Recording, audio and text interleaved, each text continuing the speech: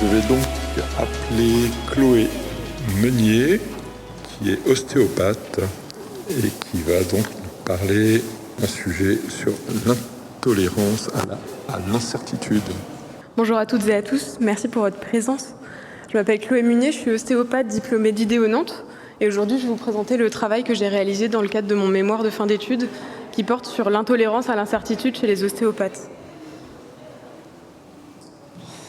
Donc on travaille encore sur ce sujet avec toute cette petite équipe que je remercie au passage. Je n'ai pas de conflit d'intérêts. Pour vous introduire ce sujet qui peut paraître un peu indigeste pour vous et qui est très dur pour moi à prononcer, je vous propose de repartir du déroulé classique d'une consultation en ostéopathie qui commence par une phase d'interrogatoire avec le patient, donc une anamnèse, qui est poursuivie par une phase de diagnostic d'opportunité qui sert à écarter toute pathologie médicale ou contre-indication à la prise en charge ostéopathique et qui permet ensuite d'avoir une intervention qui est en toute sécurité. Et donc ensuite la consultation se poursuit où il y a une réorientation médicale éventuellement si c'est nécessaire. Pour passer de chaque étape à la suivante, le praticien doit prendre une décision et ces décisions elles sont permises par un raisonnement clinique rigoureux qui dépend de plein de choses, notamment de la personnalité, des croyances, des connaissances, de l'humeur du praticien, mais qui peut aussi être influencé par tout un tas de facteurs psychologiques. Et donc, ce raisonnement clinique est vraiment très important, c'est la base de la plupart des professions de santé, je pense. Et donc, il est particulièrement intéressant d'étudier les facteurs qui peuvent l'altérer. Et c'est le cas de l'intolérance à l'incertitude. Donc c'est le fait de ne pas tolérer les situations d'incertitude, donc une disposition cognitive qui se manifeste dans des situations de doute et d'ambiguïté. C'est beaucoup le cas en ostéopathie parce que le praticien se repose uniquement sur ses connaissances, sur les informations qui lui sont apportées par le patient et sur son examen clinique. Donc c'est pas rare qu'on soit confronté à des situations où il nous manque des infos, on aimerait bien en savoir plus. Et donc cette intolérance à l'incertitude, ça mène à des comportements d'évitement ou alors à un excès de recherche de certitude qui altère la qualité de la prise en charge.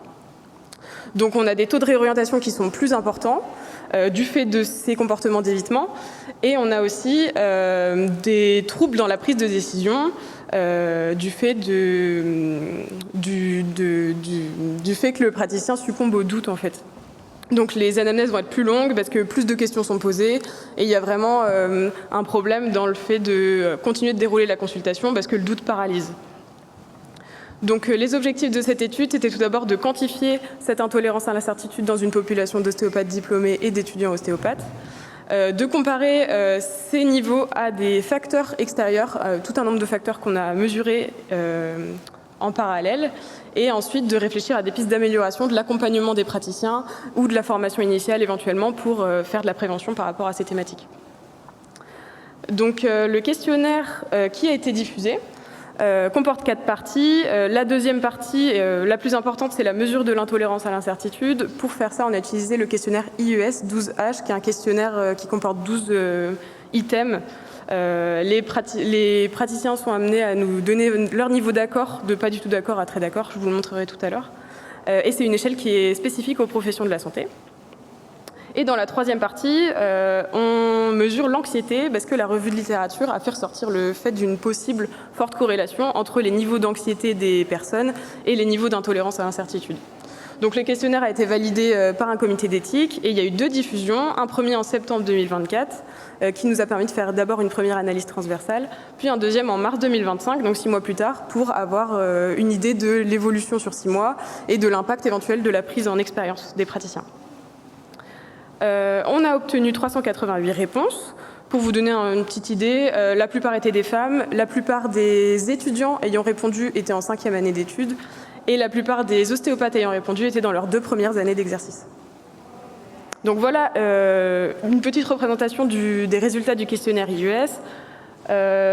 Ensuite, on traduit les niveaux d'accord en scores chiffrés et on obtient un score avec un maximum de 60. Notre moyenne sur l'échantillon était de 24, avec des scores allant de 12 à 56. Et c'est ce score-là qu'on a utilisé pour faire l'analyse statistique ensuite. On obtient ces tableaux de corrélation avec plus d'une dizaine de facteurs qu'on a étudiés et qu'on a analysés pour rechercher d'éventuelles corrélations. Je vous épargne la lecture de ce tableau. J'ai fait une petite frise qui est bien plus lisible, avec uniquement les facteurs qui se sont montrés statistiquement corrélés. Sur votre droite, vous avez les corrélations positives, donc les facteurs qui sont corrélés à des scores d'intolérance très hauts, donc des facteurs plutôt négatifs. Sans surprise, le facteur le plus fortement corrélé, c'est l'anxiété. Sur votre gauche, vous avez les facteurs corrélés négativement, donc qui sont plutôt associés à des scores d'intolérance bas, donc qui seraient potentiellement protecteurs de ce type de doute. Et donc, on retrouve le fait d'exercer dans un environnement pluridisciplinaire et le fait de diversifier son activité. On a ensuite réalisé un modèle prédictif grâce à une régression linéaire. Et ce modèle, donc avec les facteurs qu'on a retenus juste avant, permet d'expliquer 23% de la variance de l'intolérance à l'incertitude, ce qui est plutôt conséquent pour ce genre de variable psychologique. Et on observe surtout une relation linéaire entre l'anxiété et l'intolérance à l'incertitude. Donc, il est possible de prédire par le niveau d'anxiété d'une personne son niveau futur d'intolérance à l'incertitude. Et donc, ça peut avoir un gros impact dans l'accompagnement et le choix des personnes qui seraient nécessaires d'accompagner dans leur pratique. Au deuxième temps, donc après 6 mois, on obtient 196 réponses au moment du deuxième questionnaire. Et on observe une tendance générale à la baisse des niveaux d'intolérance à l'incertitude. La moyenne de la baisse est de 1,68 points. Pour poursuivre l'analyse, on a exclu les étudiants en 3e année pour pouvoir se concentrer sur l'impact précisément de l'expérience. Et donc on obtient un modèle multiple qui nous montre que l'expérience a effectivement de l'influence sur les niveaux de doute, donc le doute réduit avec l'expérience. Et on observe aussi le fait que le temps modère l'effet de l'expérience. Donc en fait, le doute est plus important chez les praticiens en début d'activité, et ensuite plus le temps passe, moins l'expérience a d'influence sur le doute. Donc on a vraiment un intérêt majeur dans l'accompagnement à la fois des étudiants et des praticiens en début d'activité, donc surtout dans les 2 premières années d'activité. Donc il y a beaucoup de biais et de limites dans cette étude, mais c'est des thématiques qui sont très peu abordées et il y a beaucoup d'intérêt à pousser ces investigations. Donc c'est quand même important de le faire, il faut bien partir de quelque chose. Dans les facteurs qu'il faut retenir comme ayant un grand impact, on a l'expérience dans un premier temps. Ça nous prouve qu'il y a une capacité d'adaptation à ces questionnements sur le doute. Et ça nous montre aussi que c'est pas une surprise, mais la transition entre la fin de l'école et le début de l'activité professionnelle est particulièrement brutale. Il y a une grande autonomisation, et donc il y a forcément quelque chose à faire par rapport à ce diplôme et cet accompagnement des jeunes diplômés pour pouvoir réduire le risque dans leur pratique et réduire leur inconfort de pratique. Donc le deuxième gros facteur en termes d'intolérance à l'incertitude, c'est le contexte professionnel. Donc il serait intéressant de favoriser et d'encourager les praticiens à de la pluriprofessionnalité et une activité diversifiée pour avoir un échange professionnel, pouvoir partager les cas. Et ça, c'est des facteurs qui se sont montrés comme protecteurs d'intolérance à l'incertitude. Et pour finir, l'anxiété, donc sans surprise, est le facteur le plus influençant et le plus négatif. Donc l'intolérance à l'incertitude, c'est un trait cognitif mais aussi émotionnel, et donc il serait intéressant d'intégrer dans la formation initiale, pourquoi pas des modules de psychologie du praticien ou des aides à la gestion du stress pour pouvoir prévenir cet impact du doute dans la pratique future. Les solutions sont donc à la fois possibles au niveau de la formation initiale, au niveau de la formation continue post-graduée, mais aussi il y a un grand rôle de la sensibilisation, simplement de faire part du problème aux personnes, parce que la première étape dans la résolution d'un problème, c'est le fait de se rendre compte qu'il est présent et qu'il y en a un. Donc simplement sensibiliser à ces thématiques-là, ce serait déjà un bon pas. Donc pour finir, je précise que l'intolérance à l'incertitude, c'est très complexe et très multidimensionnel. On continue encore la recherche par rapport à ça. Mais il est aussi important de préciser qu'une trop grande intolérance à l'incertitude est négative, mais l'excès inverse aussi, le fait d'être trop sûr de soi et de ne pas être incertain, peut mener à une prise de risque excessive. Et donc l'important, ça reste toujours de trouver un équilibre juste pour pouvoir avoir le confort du praticien dans sa pratique, garantir une bonne prise en charge pour le patient et limiter au maximum les risques. Merci beaucoup.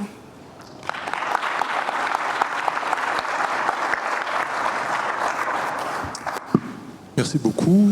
Vous avez 5 minutes pour les questions, donc on va pouvoir profiter des questions dans le public. Bonjour, merci beaucoup pour cette belle présentation, Guillaume Léonard de l'Université de Sherbrooke. Quelques questions, je ne sais pas si je vais pouvoir me permettre de toutes les poser, mais peut-être une première plutôt simple. L'anxiété, ça m'a échappé. Vous avez mesuré comment on est plutôt sur le trait ou sur l'état anxieux? On a mesuré le trait anxieux, c'est un questionnaire HADS qui mesure à la fois la dépression et l'anxiété. On a gardé uniquement la partie sur la mesure de l'anxiété et ce serait plutôt le trait. Parfait, merci. Je peux me permettre une autre question rapidement? Oui, vous pouvez. Donc, votre modèle, et c'est effectivement admirable, vous expliquez près de 30% de la variance. J'étais curieux de savoir, selon vous, quels seraient les autres facteurs que vous n'avez pas mesurés qui pourraient expliquer ça? C'est très intéressant comme question. Je pense que c'est vraiment tellement vaste que c'est difficile de citer absolument tout. De mon point de vue, il y a quand même une énorme part qui est due à la personnalité initiale de chacun. En fait, il y a juste des gens qui vont être plus susceptibles que d'autres de ne pas pouvoir contenir ce doute et de perdre leurs moyens, en fait, comme une capacité à tolérer le stress propre à chacun. Et je pense que ça dépend aussi peut-être de la patientèle ou du lieu d'exercice. Peut-être qu'il y a des praticiens qui sont plus exposés à des cas particuliers, plus compliqués, et donc qui seraient plus susceptibles d'avoir des situations qui nécessitent un raisonnement clinique plus poussé d'une certaine manière, et donc qui seraient éventuellement plus sujets à ces problématiques-là. Après, c'est vraiment très, très large. Donc, ouais, intéressant. Si je peux me permettre une dernière question, vous mentionniez qu'il y a quand même davantage de femmes qui ont répondu. Est-ce que c'est représentatif de la population d'ostéopathes? Est-ce qu'il y a davantage de femmes ostéopathes en France ou ailleurs que d'hommes? C'est une bonne question. Je n'ai plus la réponse en tête. Je crois que c'est représentatif en tout cas des étudiants dans les écoles d'ostéopathie. Plus ou moins, pas à ce niveau-là. Là, c'est quand même 2 tiers, 1 tiers. C'est 2 tiers de femmes et 1 tiers d'hommes. Donc ça me paraît un peu trop, mais je sais qu'en proportion dans les écoles, il y a plus de femmes que d'hommes. Mais je ne pense pas que ce soit 2 tiers, 1 tiers. Oui. Merci. En règle générale, il y a effectivement plus de femmes que d'hommes. C'est pas 1 tiers, 2 tiers, mais c'est plus de 50%. Oui. Merci. Et ça se féminise avec le temps. Ouais. Sinon, dans la continuité de la question de tout à l'heure, c'est vrai que ce qui aurait été intéressant, c'est de voir effectivement les typologies de patients. Parce que quand on prend en charge un nourrisson ou quand on prend en charge un jeune sportif, par exemple, je pense qu'on n'a pas exactement les mêmes incertitudes, les mêmes, on va dire, inquiétudes et stress, anxiété, ou quand on prend une personne âgée ou quelqu'un en soins palliatifs, par exemple. Donc je pense que la pathologie et la typologie de patient peut être un facteur important à étudier, quoi. Oui, c'est sûr, c'est sûr. Est-ce qu'il y a une autre question? Oui. Peut-être pour ouvrir un peu, si jamais tu as la réponse, tu disais que le questionnaire que tu as utilisé était déjà utilisé pour évaluer l'intolérance à l'incertitude dans d'autres professions de santé. Ou question, est-ce que les ostéopathes sont plus, moins ou autant intolérantes que les autres professions? C'est une bonne question. Il me semble que les scores n'étaient pas comparables et c'est pour ça qu'on ne l'a pas fait. Mais ce questionnaire-là a surtout été validé par Clémence Brun pour les ostéopathes spécifiquement.